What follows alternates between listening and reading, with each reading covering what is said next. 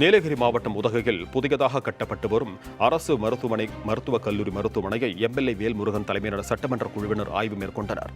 நீலகிரி மாவட்டம் உதகையில் புதியதாக கட்டப்பட்டு வரும் அரசு மருத்துவக் கல்லூரி மருத்துவமனையை தமிழ்நாடு சட்டமன்ற பேரவை அரசு உறுதிமொழி குழுவின் தலைவர் வேல்முருகன் தலைமையிலான குழுவினர் இன்று நேரில் ஆய்வு மேற்கொண்டனர்.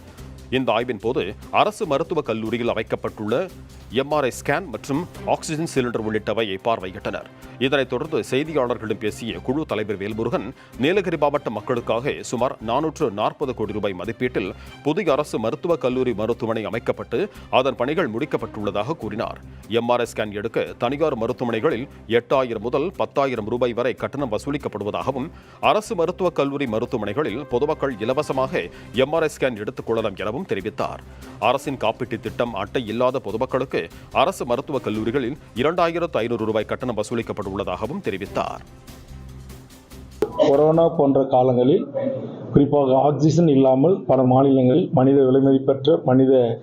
விலைமதிக்க முடியாத மனித உயிர்கள் பலியாகி இருப்பதை கருத்தில் கொண்டு நம்முடைய தமிழ்நாடு அரசு இதுபோன்ற புதிய மருத்துவக் கல்லூரி வளாகங்களிலும் மாவட்ட மருத்துவக் கல்லூரி தலைமை மருத்துவமனைகளிலும் அதற்கான ஆக்சிஜன் ஏற்பாட்டினை செய்திருக்கிறது. அதுவும் தற்போது பணி முடியும் தருவாயில் இருக்கிறது. ஆக அந்த வகையில் இந்த மாவட்டத்தில் இந்த மருத்துவக் கல்லூரியை குறித்த இன்றைக்கு இருக்கின்ற 4 உறுதிமொழிகளும் நிறைவேற்றப்பட்டிருக்கின்றன.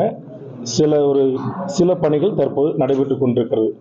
மீதம் இருக்கிற பணிகளையும் முடித்து விரிவாக கம்ப்ளீட்டா அனைத்து பணிகளும் முடிக்கப்பட்டு மக்கள் பயன்பாட்டுக்கு வந்ததற்கான அறிக்கையை டீன் அவர்கள் குழுவுக்கு அளிக்குமாறு குழு உத்தரவிட்டிருக்கிறது.